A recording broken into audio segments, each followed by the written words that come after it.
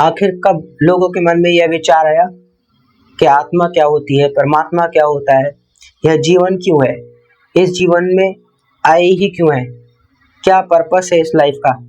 ये सवाल जीवन में कब से शुरू हुए, उपनिषदों का क्या महत्व है, कौन से धर्म, कौन से पंथ ने नई दिशा दी। आइए दोस्तों, आज के अध्याय में हम यही सब जानने का प्रयास करेंगे।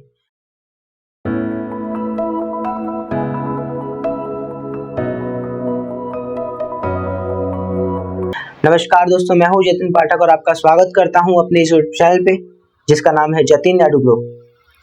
आज का अध्याय हम उससे आगे बढ़ रहे हैं और डिले हो गया है थोड़ा, तो इसलिए थोड़ा सा लेट आ रहा है, पर चलिए देर से सही पर आ रहा है। अध्याय 6 है नए प्रश्न नए विचार।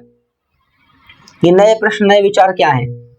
ये वो हैं जहाँ नए नए पंथ संप्रदाय निकल कर बाहर आ रहे थे और इन्होंने एक नई विचारधारा, एक नए दिव्यमान को, कीर्तिमान को स्थापित किया। जैसे बौद्ध धर्म, जैन धर्म, इनकी शुरुआत हुई। उपनिषद रचे गए जहाँ पे नए सवाल थे, नए प्रश्न तैयार खड़े थे और उनका जवाब देना जरूरी था। तो हमेशा जैसे कि एनसीईआरटी शुरुआती कहानी से किस्सों से होती है, तो यहाँ पे एक लड़की है अनघा, एक सैर पर निकलती है, उसके वो कुछ कहती है और फिर देखिए वहां से कहानी शुरू होगी कि अनघा आज पहली बार अपने विद्यालय की ओर से सैर पर जा रही थी। इसके लिए उसने देर रात पुणे महाराष्ट्र से वाराणसी उत्तर प्रदेश की ट्रेन पकड़ी। स्टेशन पर अनघा को छोड़ने आई उसकी माँ ने अध्यापिका से कहा, यानी कि टीचर से कहा कि बच्चों को बुद्ध के बारे में बताने के साथ साथ उन्हें सारनाथ दिखाने भी ले जाइएगा। जब आप गौतम बुद्ध के बारे में बताएं तो उसी के साथ साथ आप सारनाथ भी ले जाइएगा, क्योंकि उससे रिलेटेड प्लेस है तो वो देखेंगे इसके बारे में। तो इतिहास में इस बात की चर्चा कि ऐतिहासिक रूप से चीज़ों का महत्व भी बच्चे जाने, ये इस अध्याय की शुरुआत का हिंट है कि इस अध्याय में क्या पढ़ाया जाने वाला है। तो बुद्ध की कहानी से शुरू करेंगे। तो हमारा इस चैप्टर में पहला जो टॉपिक होगा यह है कि बुद्ध की कहानी।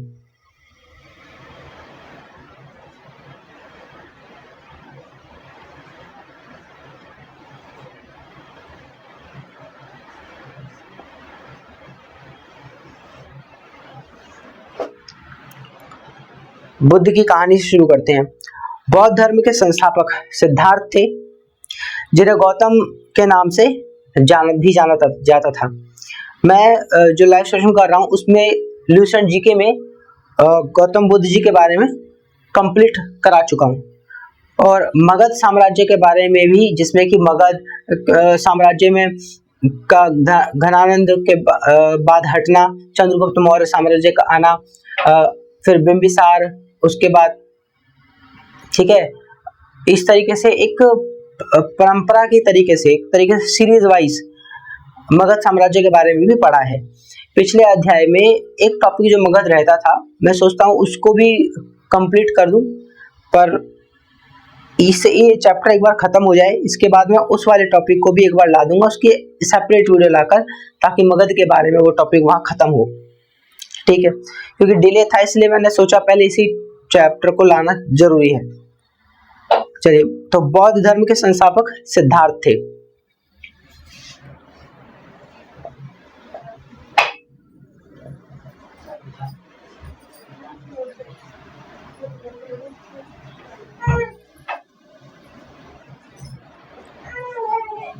बौद्ध धर्म के संस्थापक सिद्धार्थ थे और जिन्हें गौतम के नाम से जाना जाता था।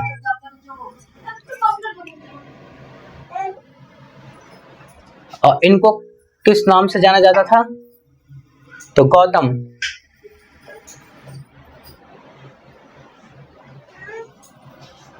बौद्ध धर्म के संस्थापक सिद्धार्थ थे, जिन्हें गौतम के नाम से भी जाना जाता था। उनका जन्म लगभग 2500 वर्ष पूर्व हुआ था। इनका जन्म माना जाता है लगभग 2500 वर्ष पूर्व।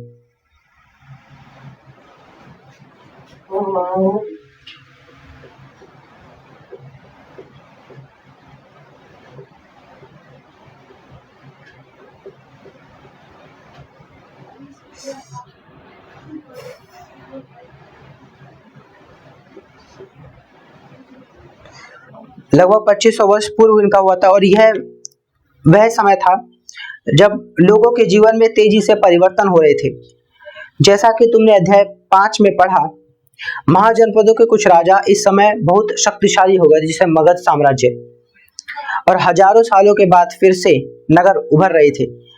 गांवों के जीवन में भी बदलाव आ रहा था, जो कि अध्याय 9 में हम देखेंगे। बहुत से विचारक इन परिवर्तनों को समझने का प्रयास कर रहे थे। वह जीवन के सच्चे अर्थ को भी जानना चाहते थे। ये जो परिवर्तन आ रहे थे तेजी से, इसको भी वो समझना चाह रहे थे, और जीवन किस तरह परिवर्तित होता है, या जीवन में क्या क्या चीजें अनुभव में आती हैं, वो क्यों आती हैं, क्या कारण है, उन सब के बारे में भी जानने का प्रयास कर रहे थे। बुद्ध क्षत्रिय थे तथा शाक्य नामक एक छोटे से गण से संबंधित थे। बुद्ध जो संस्थापक सिद्धार्थ गौतम के नाम से भी जाने जाते हैं, बाद में बुद्ध भी कहलाए। ठीक, तो लगभग 2500 वर्ष पूर्व इनका जन्म माना जाता है, और कहा गया है कि ये किस वर्ष के थे, तो क्षत्रिय थे, शाक्य नामक एक छोटे से गण से संबंधित थे। तो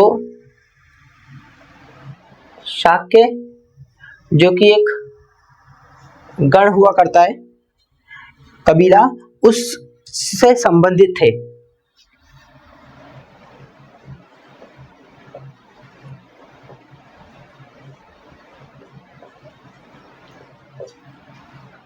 शाक्य से संबंधित थे। युवावस्था में ही ज्ञान की खोज में उन्होंने घर के सुखों को छोड़ दिया। अनेक वर्षों तक वे भ्रमण करते रहे तथा अन्य विचारकों से मिलकर चर्चा करते रहे। अंततः ज्ञान प्राप्ति के लिए उन्होंने स्वयं ही रास्ता ढूंढने का निश्चय किया। इसके लिए उन्होंने बोध गया, जो कि बिहार में है, एक पीपल के नीचे कई दिनों तक तपस्या की।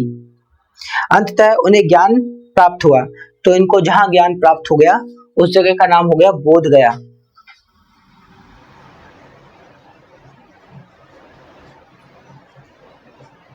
जो कि वर्तमान बिहार में है।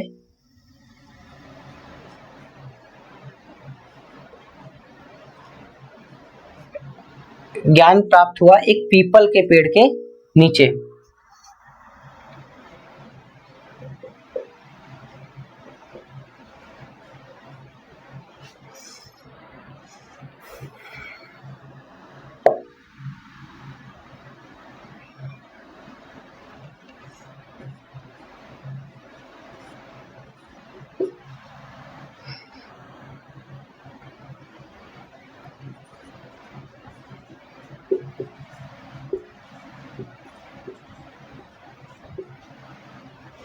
तो बोध गया वह स्थान जहां पे गौतम बुद्ध को ज्ञान प्राप्त हुआ, जो बिहार में है, और एक पीपल के वृक्ष के नीचे उनको सच्चे ज्ञान की प्राप्ति हो जाती है।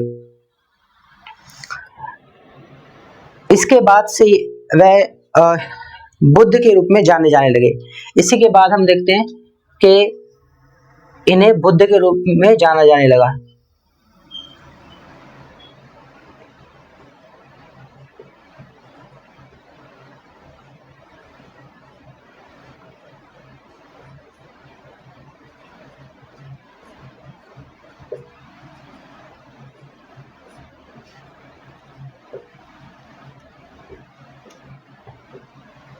इसी के बाद गौतम बुद्ध के रूप में जाना जाने लगा।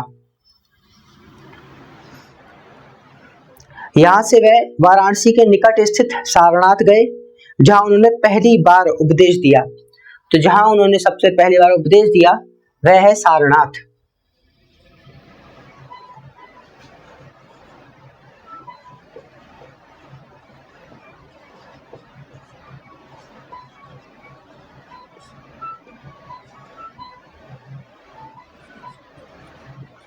जहां प्रथम उपदेश किया। सारनाथ वह जगह है जहां गौतम बुद्ध ने सर्वप्रथम उपदेश किया।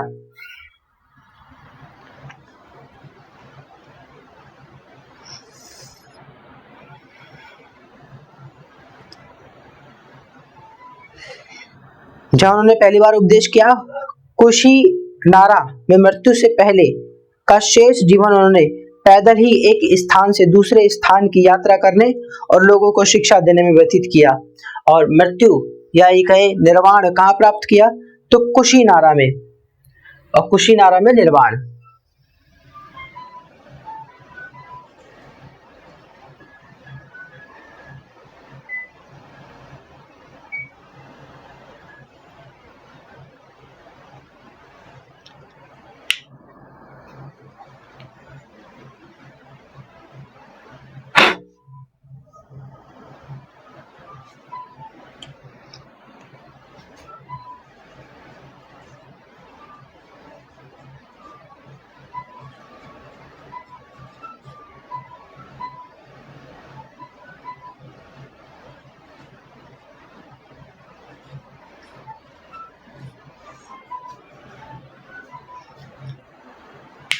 कुशीनारा में मृत्यु से पहले का शेष जीवन उन्होंने पैदल ही एक स्थान से दूसरे स्थान की यात्रा करने और लोगों को शिक्षा देने में व्यतीत किया। बुद्ध ने शिक्षा दी कि यह जीवन कष्टों और दुखों से भरा हुआ है, और ऐसा हमारी इच्छा और लालसाओं जो हमारे हमेशा पूरी नहीं हो सकती के कारण होता है। हमारे जीवन में हमारा ये जीवन चल ही इच्छाओं पर रहा है, यानी अगर इसके जीवन को समराइज किया जाए, इसको समाप्त किया जाए, तो ये इच्छाओं के अधीन है।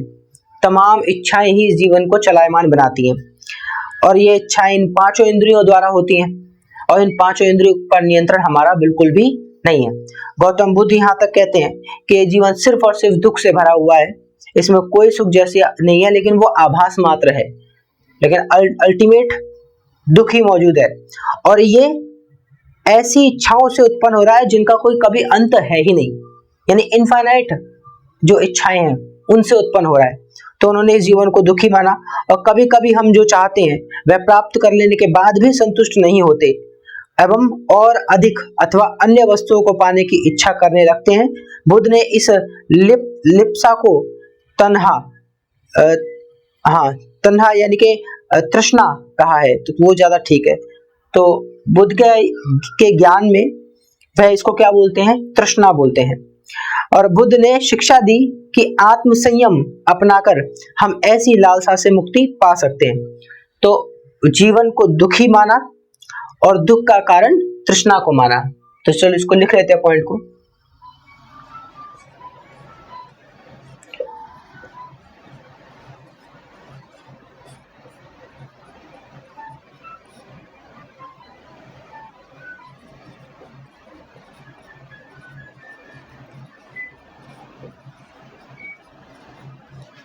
इसका कारण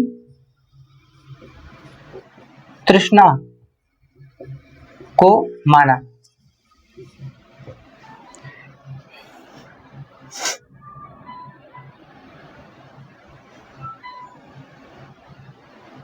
अब ये तृष्णा क्या है, यह हमारी इच्छाएं हैं।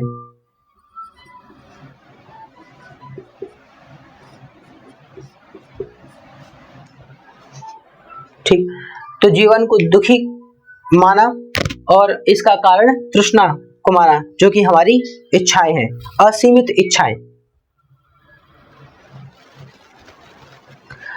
और इसका उपाय बुद्ध ने जो दिया वो ये दिया कि आत्म संयम अपनाकर हम ऐसी लालसा से मुक्ति पा सकते हैं। उपाय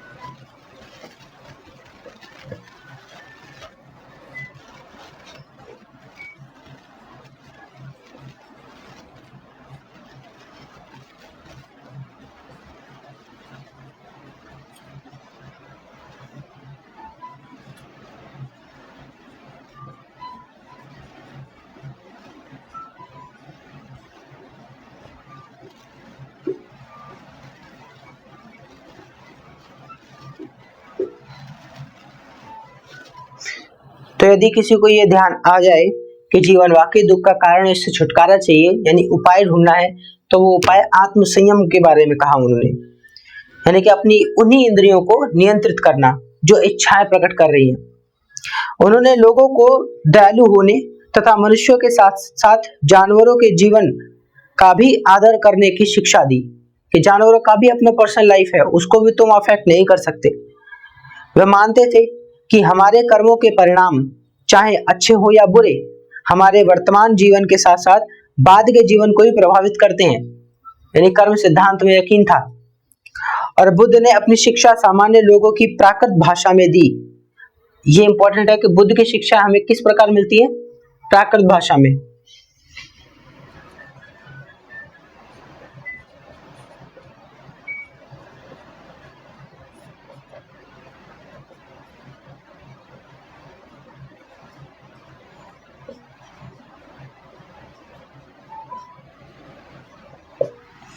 तो शिक्षाएं हमें मिलती है बुद्ध की प्राकृत भाषाओं में। इससे सामान्य लोग भी उनके संदेश को समझ सके। वेदों की रचना के लिए किस भाषा का प्रयोग हुआ था? तो बुद्ध ने कहा कि लोग किसी अच्छा, यहाँ पे सवाल है ना, वेदों की रचना के लिए किस भाषा का प्रयोग किया गया था? तो वेद लिखे गए थे वैदिक संस्कृत में। ठीक है। बुद्ध ने कहा कि लोग किसी शिक्षा को केवल इसलिए नहीं स्वीकार करें कि यह उनका उपदेश है, बल्कि वह उसे अपने विवेक से मापे।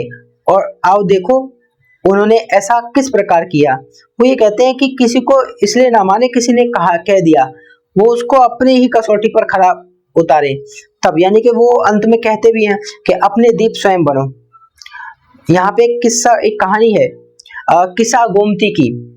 ये चलिए इस कहानी को भी पढ़ लेते हैं, फिर उपनिषदों पे आते हैं। तो यह बुद्ध के विषय में एक प्रसिद्ध कहानी है। एक समय की बात है। किस्सा गोमती नामक एक स्त्री का पुत्र मर गया। इस बात से वह इतनी दुखी हुई कि वह अपने बच्चे को गोद में लेकर नगर की सड़कों पर घूम घूम कर लोगों से प्रार्थना करने लगी कि कोई उसके पुत्र को जीवित कर दे। एक भला व्यक्ति उसे बुद्ध के पास ले भी गया। बुद्ध ने कहा, मुझे एक मुट्ठी सरसों के बीज लाकर दो, मैं तुम्हारे पुत्र को जीवित कर दूंगा। उनको लगता था कि गौतम बुद्ध जो है वह सर्वशक्तिमान है, तो वह ऐसा कर सकते हैं। किस्सा गोमती बहुत प्रसन्न हुई, पर जैसे ही वह बीज लाने के लिए जाने लगी, तभी बुद्ध ने उसे रोका और कहा, यह बीज एक ऐसे घर से मांग कर लाओ जहां किसी की मृत्यु ना हुई हो। किस्सा गोमती एक दरवाजे से दूसरे दरवाजे गई, लेकिन वह जहां भी गई उसने पाया कि हर घर में किसी न किसी के पिता, माता, भाई, बहन, बंधु बांधव की मृत्यु, चाचा, भतीजा, किसी न किसी की दादा दादी, किसी न किसी की मृत्यु हुई ही थी। तो बुद्ध दुखी माँ को क्या शिक्षा देने का प्रयास कर रहे थे? वह यह शिक्षा देने का प्रयास कर रहे थे कि जीवन में आना और जाना ये तो लगा ही रहेगा, ये तो नश्वर शरीर है, कभी ना कभी त्याग होगा। लेकिन उपदेश नहीं किया, क्योंकि उन्हें लगा था कि जिस हिसाब से वो दुखी है वहां पे ये उपदेश करना, उसको वो आई इसी विचार के साथ है, तो उपदेश डायरेक्ट करना वो शायद अच्छा नहीं होगा और वो उस बात को नहीं मानेगी भी नहीं। लेकिन ये तरीका कि ऐसे घर से हिलाना है जहां पे किसी की मृत्यु ना हुई हो, तो माँ को अंत में तो ये धीरे धीरे रियलाइज होने लगेगा कि हाँ, हर घर में यदि हो रही है तो उसमें से अब मेरा भी घर आ चुका है। तो ये इससे उसे अपने आप ज्ञान प्राप्त हो गया। तो प्रैक्टिकली कराकर, खाली उपदेश देकर ही नहीं, यानी उसको मानना पड़ जाए, मजबूर हो जाए वो इस बात के लिए, यानी सच को जान जाए, तो इसके लिए उन्होंने ऐसा किया। तो ये उनका तरीका था और इस तरीके से दुखी माँ को शिक्षा दे दी उन्होंने।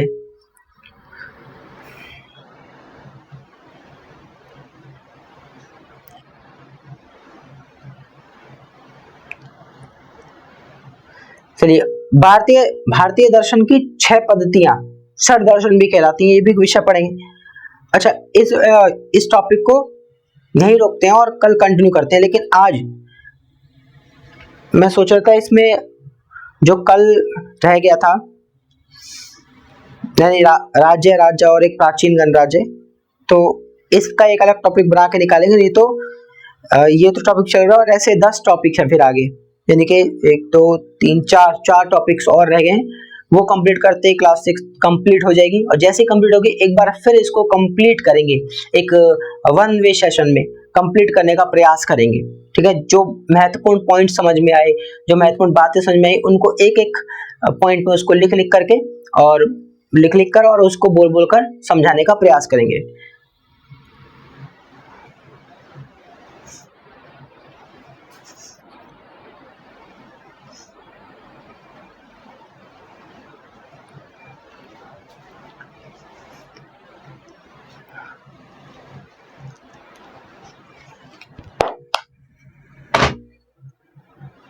तो ठीक है दोस्तों, आज की इस वीडियो में बस इतना ही, और नेक्स्ट वीडियो में इसका अगला पार्ट आपको बना कर दूंगा, जिसमें कि आप इसके आगे के बारे में आगे के विषय के बारे में जानेंगे, जहाँ पे हम उपनिषद के बारे में चर्चा करेंगे, जो कि एक फिलॉसफी है, भारतीय दर्शन की महत्वपूर्ण फिलॉसफी, जिसमें हम ये जानते हैं कि आत्मा क्या होती है, परमात्मा क्या होता है, और ऐसे कई सवाल के जीवन के क्या उद्देश्य हैं, ये ऐसे कई सवाल हमें उपनिषदों से मिलते हैं और इसका जवाब भी उपनिषदों में ही दिया गया है। तो धन्यवाद दोस्तों।